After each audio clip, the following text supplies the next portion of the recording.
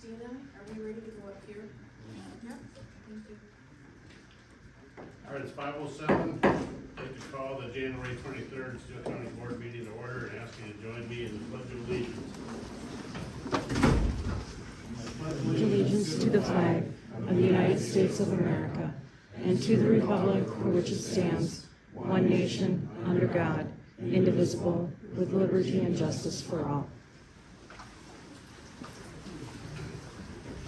Glad to see everybody here. I'd entertain a motion to approve the agenda. Is there any corrections or There are changes? no corrections or additions. Mr. Chair, I'll move the approval of the agenda as printed. Second. With a motion and a second, all those in favor signify by saying aye. Aye. Opposed, same sign, motion carries. We have correspondence from in our packet from the Minnesota State Demographic Center with the annual population and household estimate letter. We have a thank you letter from Farm America and also a thank you letter from the Southern Minnesota Initiative Foundation.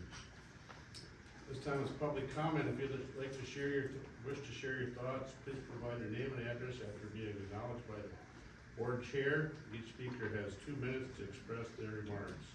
Steele County promotes respect in both its work environment and boardroom. Speakers should maintain dignity and show respect towards others. Comments should be directed to the entire board, not to individual commissioners, officials, or staff. Board chair may limit comments if they are argumentative, disrespectful, or redundant. Please avoid name calling and abusive language, as they may result in being asked to return to your seat or leave the boardroom. No action will be taken on items presented during public comment period unless they are on the agenda. The board may refer some inquiries to the county administrator for follow-up. At this time, is there any public comment? Any public comment? Any public comment? Seeing none, I'll move to the consent agenda. Board's wishes. Motion approved as printed. Second. Motion and a second. All those in favor signify by saying aye. Opposed, same sign, motion carries. Next, we have a presentation from HMA, Human Services Planning Update. Welcome. And board members, in front of you was a hard copy of the presentation, since it's sometimes difficult to see that, and there's also a one-page supplement. And so we're going to get started on this.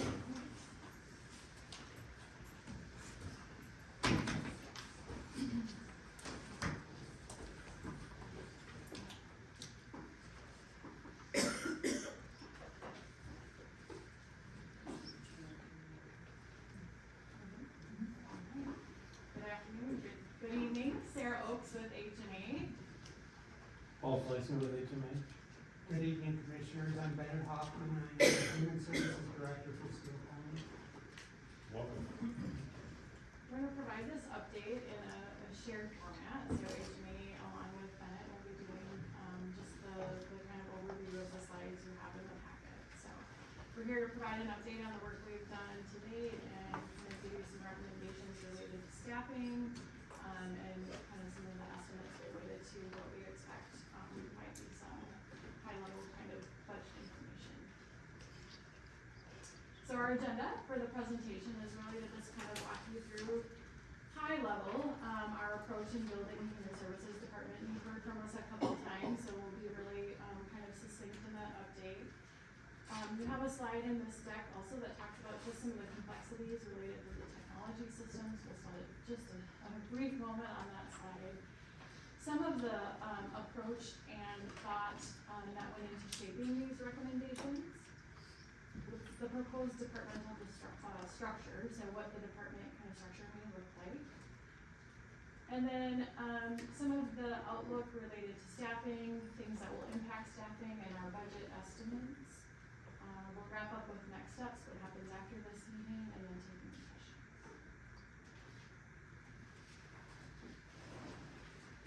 All right, so as you know, we've been on this journey to help you stand up your human services department here. This go live date of January 1. That's the goal, that as of January 1, 2027, you will assume the responsibility of operating your own human services department. So really over this last year, we have worked to kind of provide education and information related to required programs, what those required programs entail as far as the requirements, the statutory regulations, those types of things, how you can build a department that complies with any of those statutory requirements, any type of transition or startup needs that may be necessary as you stand up this department, the technology complexities of the world that we operate here in Minnesota, some service delivery options. We spent quite a bit of time with Steele leaders talking about where we want programs to have some unique kind of elements, what those might look like, kind of those operating components of programs. Any kind of budget requirements, right? What are the budget requirements, or the budget complexities, where might we have budget kind of constraints, those kind of things. Where there's opportunities for revenue, and then the staffing needs. So that's what we've done, and really the question is, you know, what would it take for you to be ready to stand up this department by 1/1/27? The next slide here, I got a little bit of a chuckle from, right? This is a bit of alphabet soup. This is courtesy of Minnesota IT, the Minute Department, as we like to call it. This is just a quick snapshot of the amount and types of systems that are at play here when we talk about human services delivery. So from case management systems to the supportive systems that really do the finance and billing components, you can see them all here. This is Minute's picture, snapshot of the system complexity and the timeline that it may take for them to extract Steele County from the current kind of shared environment. So we share that here just because it's the reality of the system in which we're operating, and it's a good peek at just the system complexity. Do the bigger pieces signify anything, or? If you look at the bigger pieces, it's the weeks are longer, right? That's really what it's intended to imply, right? If you look at SSIS, which is the Social Services Information System, that one is anticipated to take longer for them. So that's what the pieces are bigger. And if I can just interject, I had a board member who got a preview of this one in the glossary. So HMA did put this together for us. So it's Minute's design, but HMA's information. This And- at least tells you what all these acronyms are. Right. So I thought it was very helpful. Yeah, your supplemental Thanks. handout, you're welcome. Your supplemental handout follows the same color coding there and categorization that Minute, created on this slide. So if you follow the colors to your slide kind of pieces, you'll get the peek at what does the acronym stand for and what is the intended functionality of I that found system. one on their list that's color coded wrong. Oh. That may be, yes. And I'd But also, see, it's Minute. I'd also say the bigger pieces are also the main systems that we operate in human services, so. That's true. So what are we to derive from the TBDs? A lot of those are interdependent functions, so once the main functions are all stood up, these others should just slide right in, and oftentimes they're drawn from the databases that are being created. And the good news is some of those bigger pieces, so SSIS, we've been in contact with them since February, so Ashley, I think, is right now exchanging emails, if not daily, probably weekly with them to get the chart of accounts that they need to do that crosswalk. We've been in contact with MEC Squared, Maxis is probably the more complicated one. They had a very large project that team is now rotating off. And so the hopes is that they'll be able to start diving in and looking at their requirements. So you'll see FOD isn't really attached to most, but they're a financial operations division. They've already been in contact that if SSIS has stood up, they're good to go. And so it's been kind of a waltz perhaps. It certainly is not a cha-cha by any stretch of the imagination, as all these different systems are trying to pull things together. And I know Bennett has already jumped into the deep end with a few of these, and he actually knows the folks at PRISM. So we're kind of hoping that will make that transition go smoothly. Has anybody relayed to them that as of June 1, there's 31 weeks left in 2026? We do meet a couple times a month with them, so they are aware of that looming deadline. And like, has been mentioned, there is good work that is occurring to separate those systems, so. Alright, I am going to turn over the rest of the deck here to Bennett. Thank you. So I want to start with some background on what shaped the recommendations. Of course, course, first we have, there's services we must provide. These are items required by state and federal law and regulations. The next piece is, local priorities. This is input that we got from county leaders, department heads, all the planning discussions that occurred. So that next piece is really how can we innovate? How do we do things, based on the local priorities? And then, of course, operational needs. You need staffing, system, infrastructure required to implement and stand up an independent department.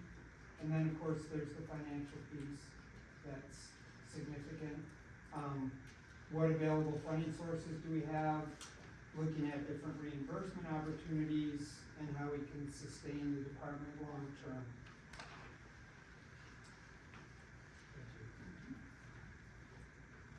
Well, I think, did we skip this one?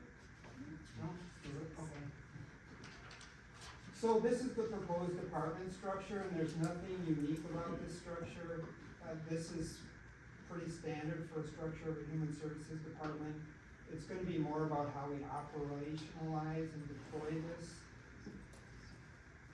We're gonna have the operations and support section. That's gonna be structured to support work across the entire department, so we can allocate resources where needed. And then the three boxes at the bottom, those are the three business areas in human services. We have eligibility, child services, and adult services.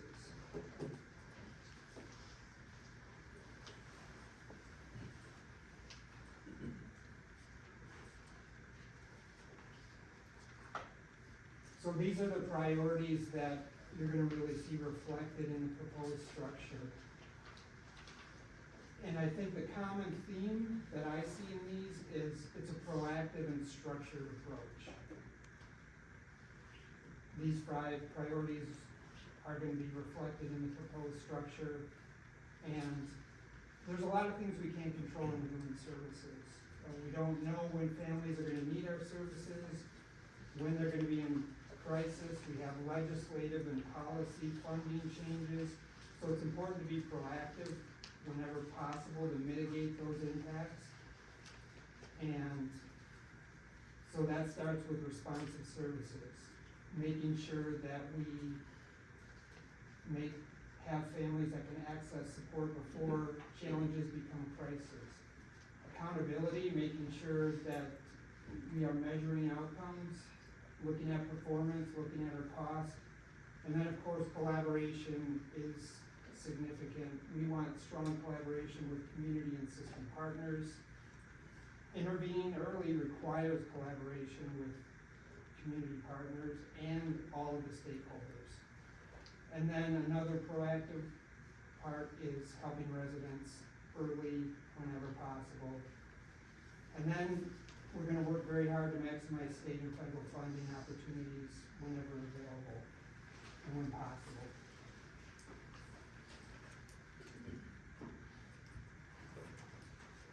The key functions included in the proposed structure, and these are really gonna tie back to your priorities. And the first one is data and reporting. Whenever possible, we're gonna use data to drive our decision making. We're gonna have a data analyst up front to allow us to continually evaluate outcomes, costs, and trends. The next one is fiscal, this ties back to the priority of fiscal stewardship, revenue and reimbursement support. The revenue and reimbursement scheme for the programs within human services is very complex. We need to put resources up front dedicated to maximizing those reimbursement opportunities, so we're gonna have people specifically tasked with those jobs. The next one is navigation and service coordination, and we're taking a holistic approach to human services. We're gonna have navigators that are there that understand the big picture of all the services we provide. They're gonna be trained on how to maximize those services for families. They're gonna understand all the different programs and make sure they don't fall between the cracks. And this goes back to the priority of prevention. Focus on dealing with the challenges before they become crisis. and helping families as early and often as possible. And then the next one is leadership and supervision. We're gonna bring in a leadership team that shares the vision and the strategic direction that your board has laid out, that shares the management philosophy that we have in the department. And that is, again, it's a collaborative approach with other county department heads and community partners. And then finally, shared support services. We're gonna structure support services throughout the department so we can be flexible. The needs of the department are gonna be ever-changing as the needs of families change, as we have to respond to different legislative and policy changes, funding challenges, reacting to families' needs. So we're gonna have to be flexible, and we're gonna have a support team that can work across the department. Mr. Chair, Just to- so for HMA or Bennett, and I've had the, Commissioner Krieger have both had the benefit of sitting in the subcommittee and hearing all of this, but for the benefit of those in the room, if you wanna speak or somebody speak more to the data and reporting and how your thought process or our thought process on that, you know, I believe that other counties are using a similar model. If somebody wants to speak to that, we help. It does, we can all take it, I think, we can jump in if we need to. Yeah, we did, the recommendations from HMA model, other counties where they've been successful, and this goes back to making sure your decisions that you make are data-driven. And so we're gonna have a management analyst that is gonna be reporting to me and working from day one to do the reporting, to looking at all of the different programs, all of the different funding streams. This person is gonna be looking at the different grant opportunities, possibly writing some of the grants, helping us with that, but also pulling all of the data, creating dashboards for us, creating data that they're gonna be able to present to your board as well. And I was glad HMA recommended this because it follows my leadership philosophy, is you have to have the data if you're gonna make good decisions. And so that is gonna be one of the key positions we bring in up front, and one of our key positions in the department. And I'll give you an example. When I was in Olmsted County, and thanks to Sarah's team, we had these positions in place, and we had dashboards around every kid that was in placement. We had dashboards around targeted case management, so we knew we were maximizing our revenues, and I can tell you, I literally could click a few things and know what was happening, and that's a pretty good sized county, and that's critical to making decisions that are effective and efficient and timely. I think this also goes back to one of the things we heard you say initially about one of the things you were hoping to have in this department is understanding and use of data, right? Like, I think the request was key performance indicators. Like, how do we know that the department is achieving its goals? How do we know that we're making an impact? Well, one of the ways of doing that is having some dedicated resource that has the technical skill to do that for you. You know, in the ever-evolving kind of world of working with families, it's really hard to know, are they any better off for your intervention, right? And so this is that kind of trained expertise that can help answer that question. We're usually pretty good at, like, what did we do for them? How much time did we put into that? But did we make a difference, or are they any better off based upon our intervention is the harder question. And so this is that skill set, kind of that nuanced skill set of someone who knows how to work with the data systems, the complexity of those data systems, translate that into outcomes for you for the people you're serving. And that was some of the thinking about that. Mr. Chair, another thought is, that helps out all the employees in the department, because they've got somebody with a second set of eyes looking at everything and helping them with some of that stuff. So. There's also a good, I think, use of their skill if there were to be a corrective action from any type of audit where you need to do a facilitated exercise and root cause analysis.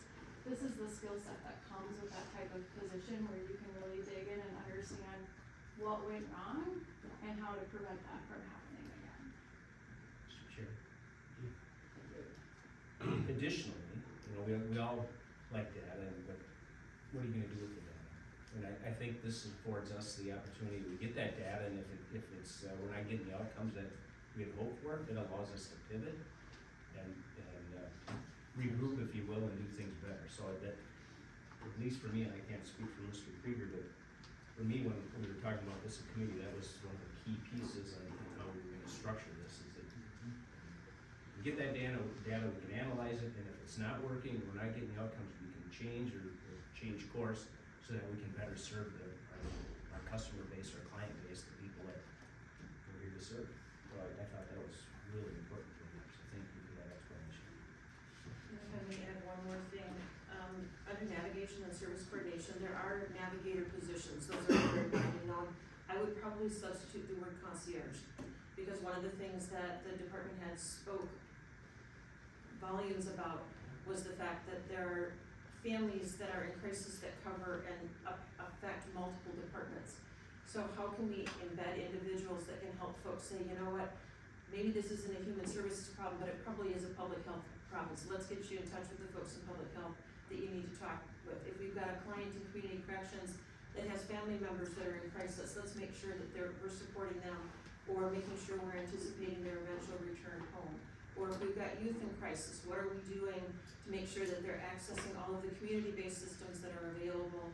And so, as we talked with the department heads, we found that concierge role, it's somebody that needs to be knowledgeable across multiple departments and multiple systems, but to have that high-touch ability to be able to move clients in and through, to make sure that we've optimized all of the opportunities available to them, was something that was very important to our department heads. And as I see that concierge role play out, it probably won't be a revenue generating one, but we're hopeful that it gets the people to the care that they need. If I may also add, I think it also helps reduce the burden of navigating our system from that person to the system partners who know it, right? Like, I think oftentimes people come in a door, probably the wrong door, and then we expect that they can figure out which door to get to. And this is that kind of person, like a concierge, who can help you navigate and get to the right place to get your needs met more quickly, I think. Thank you for the explanation. Who's up next? So this is a list of what we considered as we developed the staff plan and budget. And again, required state and federal responsibilities, service delivery discussions, looking at the staffing capacity, the workload, revenue and expenditure information, and then reimbursement opportunities.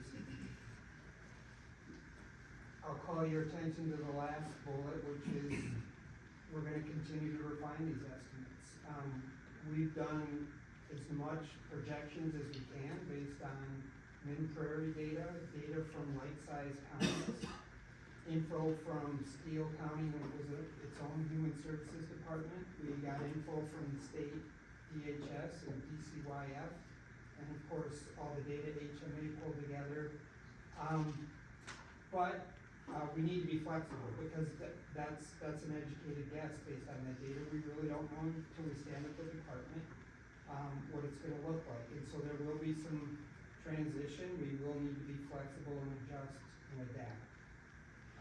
And of course, also, as we hire staff into the department, we want input from those staff as we hire and build out that model. That's critically important to me, is that the staff that are going to be part of the department have input in how it looks going forward as well.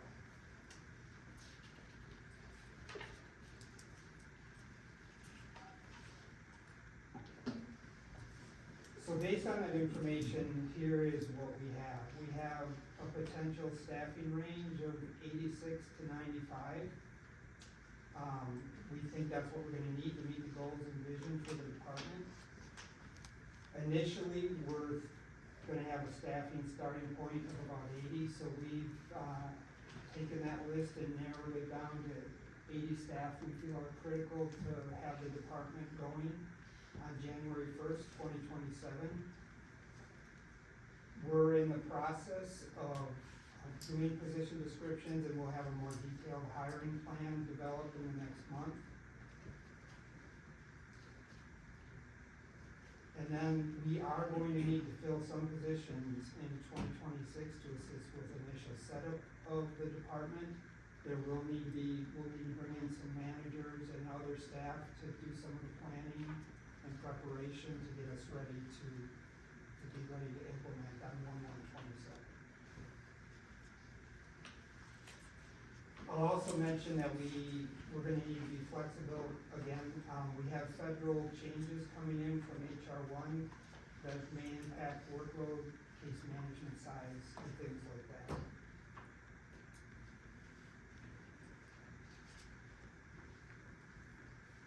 So, again, multiple factors shape the budget. Startup considerations are costs associated with establishing the department, technology, operational, and transition planning needs. And then revenue assumptions, looking at historical revenue trends. We'll continually analyze reimbursement opportunities, and as we do that, we're gonna refine revenue projections. And then staffing, again, it's gonna be an ongoing analysis, considering supervision, the workload, the different operational requirements that we have. And then we'll continue to refine those positions to support the department. And if I may, it's been touched on lightly, but just to let the board know, we really looked at how the assigned division within the county impacts our ability to collect revenue. And so what the board will likely see is that we will have a larger staff within human services, for example, where some of those might be embedded in the county attorney's office, or they might be embedded in public health. So with the idea being that they're continuously supporting human services, that they are serving human services clients, so that their cost of providing service can factor into our overall reimbursement rates. So where people sit may have nothing to do with what department they're assigned to, but rather a direct correlation with the type of service being provided, how that can be, in essence, charged for. And so we've talked a fair amount about what that might look like. And then with that, you might find that staff are embedded in some of our community partner offices. So there's no question as to who the employer is, but getting, for example, an eligibility worker embedded at Sparrow could be immensely valuable to making sure that their clients are signed up and MA eligible before that first minute of care is rendered, so that we can hopefully reduce the uncompensated cares that, seem to plague them year over year. Public health, same situation. Oak Hill, maybe there's an opportunity there that we can put some of our staff there on some kind of a recurring basis to get them before their potential clients and get them signed up for benefits before they get too deep into the maze of services. So if the board is asking, well, where are all the employees? The answer might very well be one of 8 different locations in the county based on the services they're providing. Well, I think that, Mr. Chair, I think that's a way to provide better service too.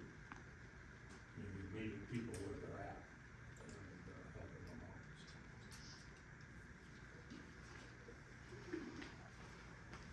Thank you. So we're gonna look for opportunities to reduce the local costs. We're gonna take a methodical approach to capture available funding.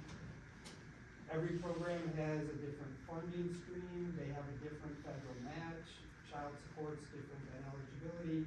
And so it's really, again, tracking that information, getting the data,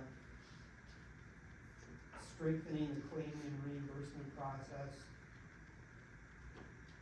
and then using the funding effectively, aligning cost allocation and funding strategies, leveraging grant and incentive programs as much as possible, and expanding the use of existing funding sources. And then we want to strengthen financial sustainability, reduce pressure on local tax dollars, ensuring services are fully reimbursed, and then reinvesting funding to the community priorities.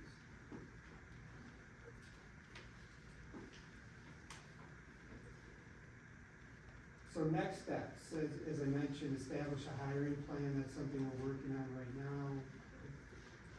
We will continually evolve that over the next month and have a more detailed plan for developing the 2027 budget. Mr. Chair. Jim? So as we work through establishing that hiring plan in the next 30 days or so, how are we gonna get that word out to anyone who may be interested? We established a webpage a while back, but haven't fully implemented it because we didn't have anything to communicate. So our first plan was to load that information on that website and then ultimately, hopefully, utilize the network that exists within Minn Prairie. I know that there's a kind of an internal network that we can utilize. I think Tara has offered in the past. I hope that she will continue to make that available to us. We use our own hiring platform, so we have our own bulletin boards and that sort of thing. So I think ultimately we will try to optimize every resource out there, but we created that webpage and now I think we're ready to start moving information into it, particularly that hiring plan and what that process looks like. Thank Yeah, and you. I think this is somewhat related, is Tara and I are gonna start meeting starting June 29th on a weekly basis. And we're gonna make sure that we're communicating as we go through this transition. And then we're gonna talk about different ways to communicate to staff, make sure we're giving them the most up-to-date information, not just the staff, but the public as well. And so, just wanted the board to know that her and I are gonna be meeting, it's gonna be a collaborative effort to go through this transition together. So, next bullet then is, we're gonna continue to assessment of grant programs, that's ongoing, that started basically the day one, well, it started before I got here. Renee's been doing it, but as soon as I got here, we started looking at different grant programs we might be able to leverage now and in the future. And then, again, I'll mention, we're gonna continue to evaluate the cuts, the impacts of HR one. And some of those we won't know until 2027, until we get into it.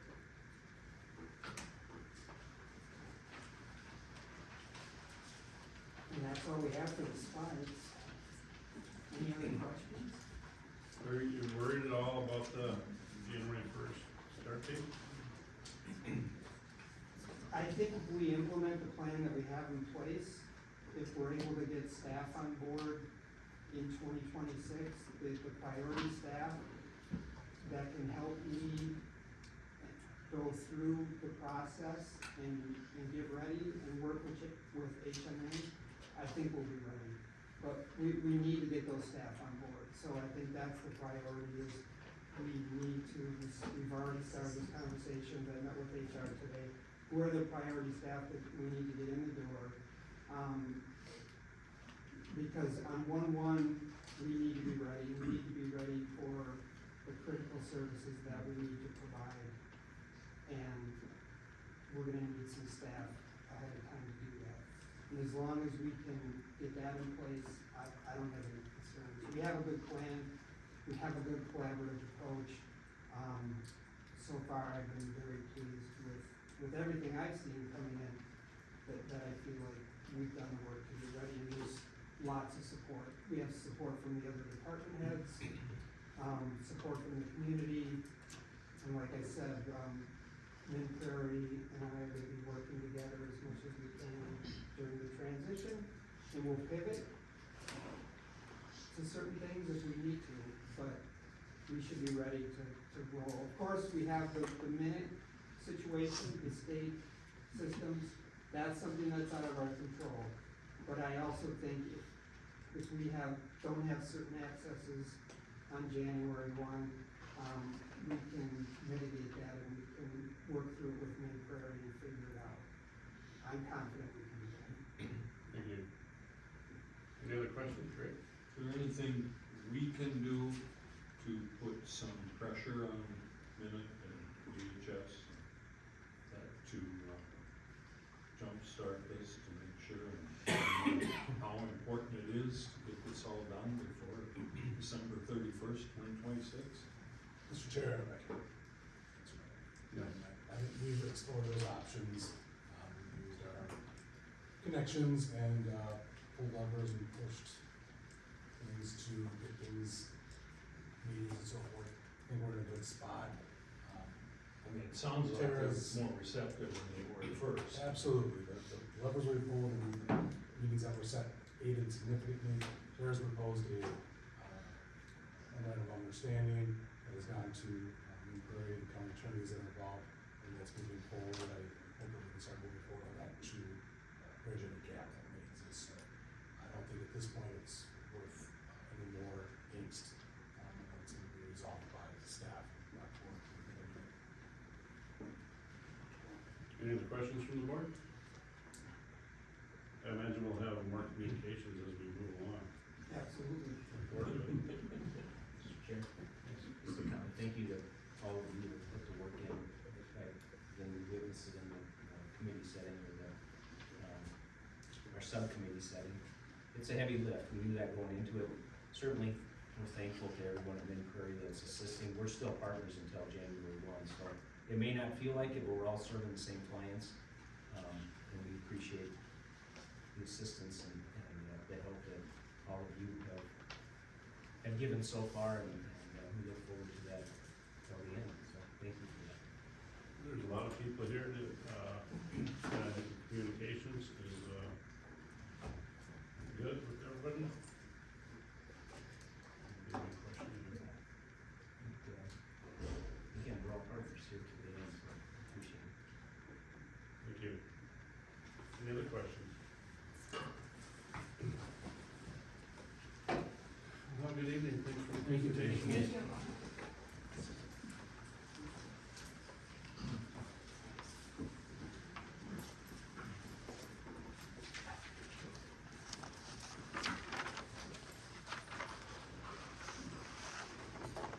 Next up on the agenda, is there any action, there's no action items for work session. No, it's not. Next on the agenda is number 20, adopt resolution 2026-36, approving final plat, tank edition number 2.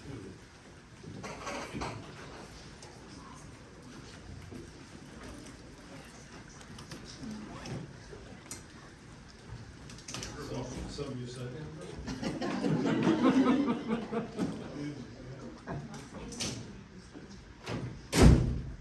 So, Mr. Chairman, members of the board, this resolution, was brought by Greg and Pam Spatenka to combine parcel 08-122-0101, the Spatenka addition plat, and approximately 3 acres from 08-025-1300. The Spatenka addition is a platted parcel, so it must be replatted to combine with the additional 3 acres. The planning commission recommends adopting the resolution, to approve the final plat for Spatenka addition number 2.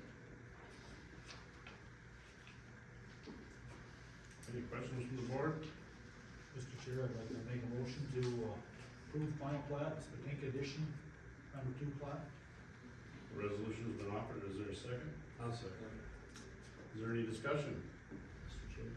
Mr. Abbey? So where are we at on, and this question may apply to all of these, bonding and other. Okay. It's not, Not at- This ain't got nothing to do. not at all here? Okay. It's only on the, one of these that may apply. Okay, perfect, thank you. Any other discussion? Seeing none, all those in favor signify by saying aye. Aye. Opposed, same sign, motion carries. Next, we have adopt CUP number 46.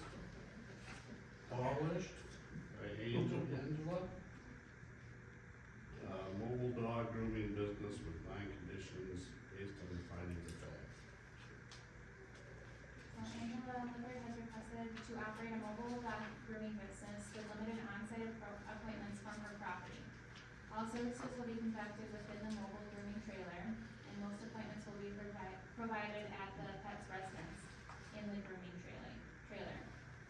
However, there will be some appointments at the Lippert property for clients who prefer to bring their pets to the property. The planning commission recommends approval with 9 conditions based on the findings of fact.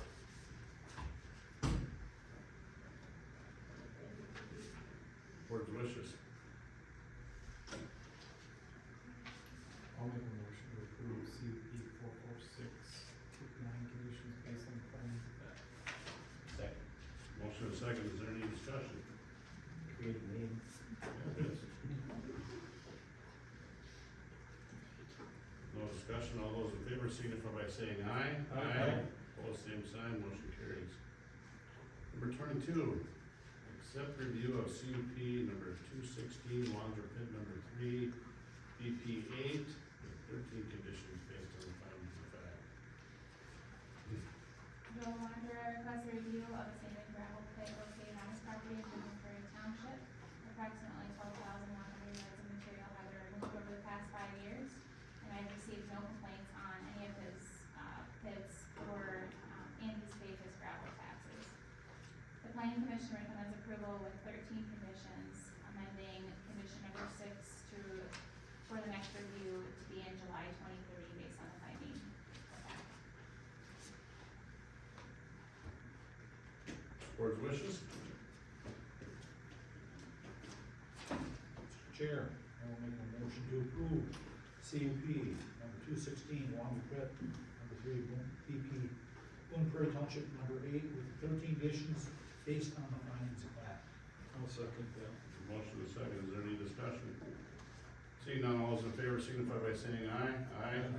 Opposed, same sign, motion carries. Number 23, accept review for CUP number 218, Wander Pit number 2, Bloom Prairie Township number 20, with 14 conditions based on the findings of fact. Joe Wanderer requests a review of another sandy gravel pit located on his property in Living Prairie Township. Approximately 83,300 yards of material have been removed over the past 5 years from this site. The planning commission recommends approval of 14 conditions, amending condition number 7 for the next review in July 2030 based on the findings of fact. Board's wishes. Mr. Chair, I'll move the approval of CUP 218 Wander Pit number 2, Blooming Prairie Township 20, Second. with the 14 conditions and the findings of fact. Is there any discussion? Seeing none, all those in favor signify by saying aye. Aye. Opposed, same sign, motion carries. Allow them accept review of CUP 285 Wander Pit number 1, Blue Prairie Township number 17, with 18 conditions based on the findings of fact. Joe Wanderer requests a review of a sandy gravel pit located on his property in Living Prairie. Approximately 4,300 yards of material have been removed from this pit over the past 5 years. The planning commission recommends approval with 18 conditions, amending condition number 16 for the next review in July 2030 based on the findings of fact. Board's wishes. Mr. Chair, I move approval of CUP 285, Wander Pit number 1, BP 17, with 18 conditions based on findings of fact. Motion is second, is there any discussion? Seeing none, all those in favor signify by saying aye. Aye. Opposed, same sign, motion carries. Number 25, approve renewal of IUP 2013-03, Lemke Masonry, Lemke Pit with 13 conditions based on the findings of fact. Lance Lemke requests a renewal of intramunis permit 2015-03 for a sand and gravel pit located on the property in Aurora Township. Approximately 10,400 yards of material have been removed over the past 5 years. I have received no complaints from his property and he is up to date on the gravel tax. The planning commission recommends approval with 13 conditions, amending condition number 5 to expire in June 2030 and amending the language in number 12 to match the language in the last JJD IUP based on the findings of fact. And then just in response to the bonding, we are still finding more information on that and looking at the aggregate tax and bonding policies with other counties. Thank you. Mr. Chair, on that topic of the gravel tax, I reached out to colleagues in other counties, as well as Amber's reached out, via her contacts, and we'll have to have some time to have a thorough discussion. This is much more, we need to have a lot of data and research too, because there's lots of different options. One of those things that I'm likely going to be recommending is amending our ordinance to our gravel tax ordinance and how the gravel tax is used and collected and distributed. And the counties do that in a variety of different ways. There's about 40 counties in the state that do the gravel tax. And there's ways of doing it. Ours is very generic, so it doesn't provide as much support, but that also goes into consideration of bonds, and the types of bonds, and surety, because as you imagine, as with the same issue, some counties don't only allow surety bonds, some allow cash and reserves, some allow a variety of other surety as well. So, at this time, without having in our current ordinance, it's gonna be, went to the planning and zoning board, and they did adopt this, number 12 condition, that mirrored the last IUP. And so that would be staff's recommendation as well as, planning and zoning board, in some discussions. So moving forward until the ordinance is changed, we're gonna use that. That would be my recommendation, because until we can, until this board can determine whether a policy needs to be put in place, change of ordinance, would be a way to affect policy moving forward. That's how other counties have done it, essentially amending an ordinance. So that would be my recommendation, I believe, Renee's recommendation as well, until you can make a determination on what to do moving forward. Sounds good, thank you. Has there been a motion in a second? Okay. Is there any other questions from the board? Board's wishes? Mr. Chair, I'll move renewal of IUP 2013-03 Lemke Masonry Lemke Pit with 13 conditions based on the findings of the fact. I'll second that. Motion to a second. Is there any further discussion? Seeing none, all those in favor signify by saying aye. Aye. Opposed, same sign, motion carries. Thank you, Amber. Thanks, Andrew. Rob, thanks for that explanation. That's helpful. There's a, Yeah. Well, number 26 is a request for abatement of property tax penalties. Attached is a request from Shane Darcy Wagner regarding the late payment penalties assessed on the first half installments of their 2026 property taxes for 13 parcels. The taxes were due May 15th of 2026, however, the envelope was postmarked May 23rd, 2026, and the payment was received on May 29th of May 26th. The Wagners stated that they placed the payment in their home mailbox on May 12th with the understanding that it would be postmarked through the Claremont Post Office. They later learned that mail from the location was not picked up daily, is collected only twice a week, and is postmarked only after arriving at the St. Paul Processing Center. Based on this misunderstanding and their historical payment record, they're requesting that their interest and penalties totaling $380.98 be waived under Minnesota statute 27901 subdivision 2. A property owner may receive a one-time abatement of penalty only if the mail payment is postmarked by the United States Postal Service within 1 business day of the due date. In this case, the postmark date does not meet the statutory requirement.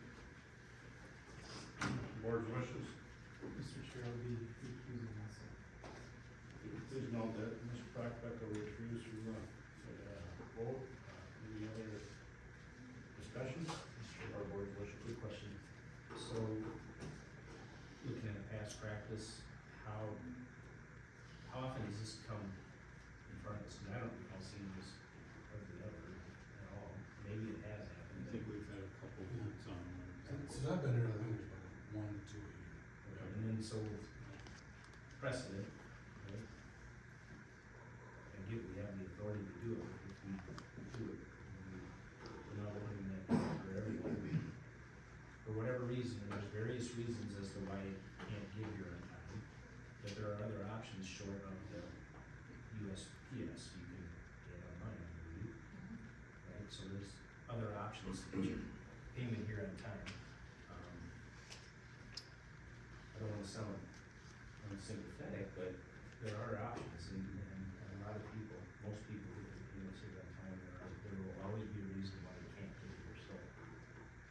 Obviously, we have to make a motion in a second and vote on it, but I'm concerned on the precedent that might be set if we do this. Commissioner Matthews?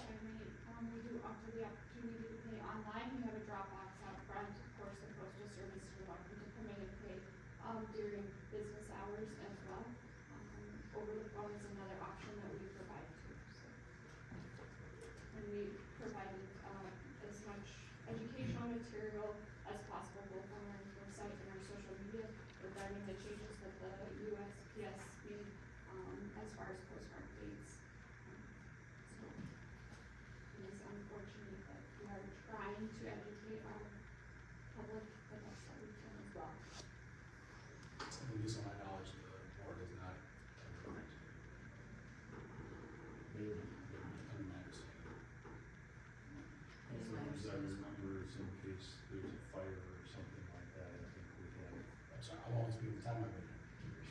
Yeah, that's right. Board's wishes? Mr. Chair, I'll make a motion that we deny the abatement of the snow removal request. Second. A motion and a second, is there any further discussion? Yeah, I'd like to say, from my recollection, there was one other time a similar circumstance like this happened, but I would say, everybody, please don't wait till the last day. I mean, do it ahead of time, you know? We won't be in this situation. Any other discussion? Seeing none, all those in favor signify by saying aye. Aye. Opposed, same sign, motion carries. Thank you. Thank you. Next in our informational items, Public Works Committee meeting, committee minutes from June 9th, the Public Safety and Health Committee minutes from June 16th, Steele County 2026 Performance Measures Report. At this time, we'll take commissioner reports. Rob, do you have any? Hold on, Mr. Chair. I'd just like to make a comment on the Steele County performance measures. And I think it's worth noting, the debt service levy per capita in 2021 was $49.77, and it's dropped to $38.09, which is, I think that's worth noting. We're trying to manage the public's dollars and keep that level, the debt level somewhat manageable, so I want to point that out. I agree, thank you. No report. No report. Ms. Krieger.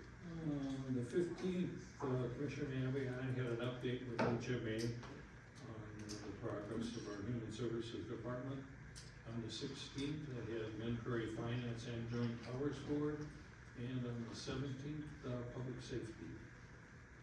Thank you, Mr. Brady. Yesterday I had a Sparrow meeting, and then I also went to, Medford.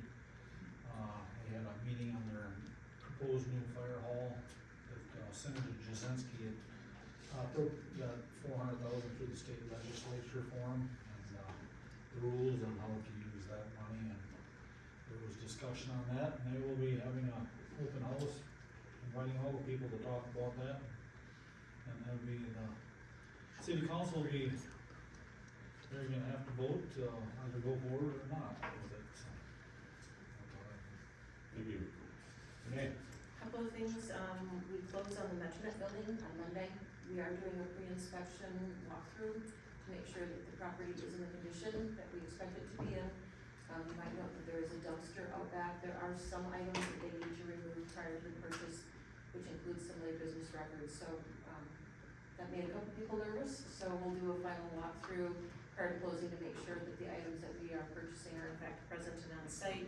At that time, the lease back for the communications portion of the project will be signed. The search for our public works director is underway. I've been meeting with Ron and other members of HR and his staff, and, there's full support for managing or maintaining that public works director position. And so we should be going live with the position description and the search process here in the next couple of days. We're hoping to maybe have the first review of resumes before Ron's last day, which is July 15th. Thank you. Mr. Evans? On June 15th, I attended the HMA subcommittee meeting. Commissioner Krieger noted, and also on the 15th, I don't know if you noted this or not, but we had a law library meeting. Oh, We missed that one. On the 16th, Public Safety Committee. Also on the 16th, our Mid-Prairie Joint Powers Board meeting, and then today our work session. Thank you. And Mr. Chair, no to the law library, we do not raise fees. Good note. Mr. Brockbeck? On the 11th, I had Southeast Emergency Services. Also on the 11th, I had Workforce Development doing the public board. On the 18th, I had a SEMCAC Executive Committee meeting. On the 22nd, I had Spiro. And then this morning, Internal Civil Services, and then the work session. Thank you. A week ago Friday, I went to the CEMREX meeting in Manderville. Monday, I went to the Historical Society meeting, it was in Allendale. I also attended the Internal Central Services meeting this morning and the work session for the meeting. This time I'd entertain a motion to adjourn. So moved. Motion and second, all those in favor signify by saying aye. Aye. Opposed, same sign, motion carries. Thanks, Colin.